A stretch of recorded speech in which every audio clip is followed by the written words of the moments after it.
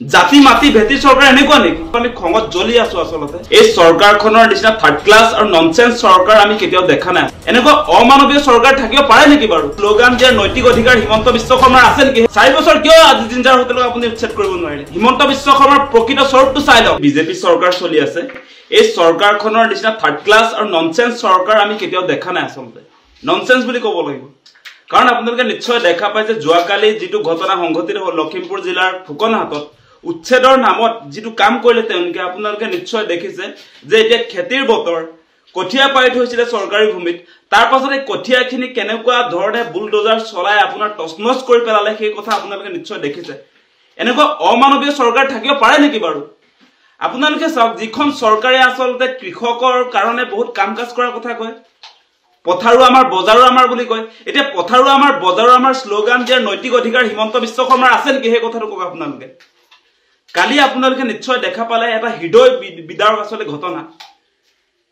যে গুনগুন সেটিয়া নামৰ এগৰাকী ছোৱালীয়ে তেওঁ ভিডিঅ' প্ৰস্তুত কৰিছে তেওঁলোকে কঠিয়াটো খিচি থৈছিল চৰকাৰী মাটি তেওঁলোকে এদিন সময় বিচাৰিছিল এদিন সময় এতিয়া চৰকাৰে দিব নোৱাৰে জাতি মাটি ভেটি চৰকাৰ এনেকুৱা নেকি আজি খিলঞ্জিয়া মানুহক এদিন দিব নোৱাৰে সময় চৰকাৰী ভূমিত তেওঁলোকে যেনিবা আপোনাৰ কঠিয়াটো পাৰিলে তাৰ পাছত কঠিয়া উঠাই আছিল ৰাতি দিন তেওঁলোকে কঠিয়া উঠাই আছিল তেওঁলোকৰ কথা নুশুনি তেওঁলোকে এদিন সময় বিচাৰিছিল তাৰ পাছতো কিন্তু চৰকাৰ প্ৰশাসনে লখিমপুৰ জিলা প্ৰশাসনে গুনগুন সেটিয়াৰ পৰিয়ালৰ কথা নুশুনিলে বুলডোজাৰ চলাই দিলে কঠিয়াৰ ওপৰত এনেকুৱা অমানৱীয় চৰকাৰ থাকিব পাৰে নেকি মানে ভিডিঅটো দেখাৰ পাছত আমি খঙত জ্বলি আছো আসলতে গতিকে হিমন্ত বিশ্ব শৰ্মাৰ স্পষ্ট কথা আপোনাৰ জাতি মাটিৰ স্লোগান যে ভুৱা সেই কথাটো আজি স্পষ্ট আপুনি নিদিব তেনেকুৱা স্লোগান আজি আপোনালোকে এদিন সময় নিদিয়ে থলুৱা মানুহক আনফালদি আমি দেখিছো আজি জিঞ্জাৰ হোটেল 13 সেপ্টেম্বৰ 2021 চনতে নোটিছ দিছিলে উচ্ছেদৰ কাৰণে আজিৰ দিনটোলৈকে সময়টো দিলে ন 4 বছৰ কিয় আজি জিঞ্জাৰ হোটেলক আপুনি উচ্ছেদ কৰিব নোৱাৰিলে আজি খিলঞ্জিয়া পৰিয়াল হোৱাৰ কাৰণে যে দুখীয়া মানুহ হোৱাৰ কাৰণে আপুনি 24 ঘণ্টা সময় দিব নোৱাৰে তাৰ পাছত আজি 4 বছৰ ধৰি জিঞ্জাৰ হোটেলক দেখোন নোটিছ দিয়া আপোনালোকৰ 4 বছৰ হ'ল আপোনাৰ ফেসবুক হ্যান্ডেলত ঘোষণা কৰিছিল যে জিঞ্জাৰক উচ্ছেদ কৰিম আজিৰ তাৰিখলে বুলডোজাৰ তাত লগা পাৰিলে নে গতিকে এনেকুৱা নাটক নকৰিব আপোনাৰ চৰকাৰখন যে পুঁজিপতিৰ পকেটত সোমাই আছে এই কথাটো স্পষ্ট হৈছে আজি গুনগুন সেটিয়া এটা উদাহৰণ এনেকুৱা বহুত ঘটনা ঘটিছে অসমত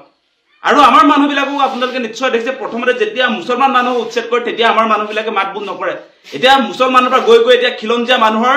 আপোনাৰ বুকুত গজাল মাৰিবলৈ হিমন্ত বিশ্ব শৰ্মাই যত্ন কৰিছে চাই লওক হিমন্ত বিশ্ব শৰ্মাৰ প্ৰকৃত স্বৰূপটো চাই লওক এফালে দি পুঁজিপতি বিলাকক আপোনাৰ মাটি গতাই আছে আনফালে দি আমাৰ থলুৱা খিলঞ্জিয়া সকলক উচ্ছেদ কৰি আছে আপোনালোকে দেখি আছে সেইবিলাক আজি পৰ্বত জোৱাৰ কথাই ক'বনে আজি পলাশবাৰীৰ কথাই ক'বনে আজি আপোনাৰ কাৰ্বি আংলঙৰ কথা ক'বনে কোৰ কথা ক'ব এতিয়া ট্ৰাইবেল মানুহৰ ওপৰত এটা আক্ৰমণ চলিছে গতিকে এটা কথা স্পষ্ট হিমন্ত বিশ্ব শৰ্মা ডাঙৰীয়া 26 নিৰ্বাচন আছে কিন্তু এনেকৈ খিলঞ্জিয়া বিৰুদ্ধে সিদ্ধান্ত ল'ব তাৰ উচিত প্ৰত্যুত্তৰ পাই যাব আপুনি মানে এনেকুৱা ধৰণৰ কাম কৰিব পাৰে নেকি আপোনালোকে কথা ভাবি চাওক এটা খেতিৰ বতৰ এতিয়া আপোনাৰ খেতি পথাৰত কৃষকসকল ব্যস্ত হৈছে সেই সময়ত তেওঁ আপোনাৰ কঠিয়া তলি উচ্ছেদ কৰিছে কেনেকুৱা ধৰণৰ মেন্টালিটি থকা চৰকাৰ এখন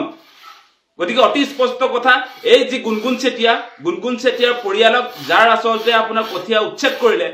তেওঁলোকক উচিত ক্ষতিপূৰণৰ ব্যৱস্থা কৰক আৰু এনেকৈ ফটোৱা কাম কেতিয়াও নকৰিব সেই কথা সকীয়াই দিছো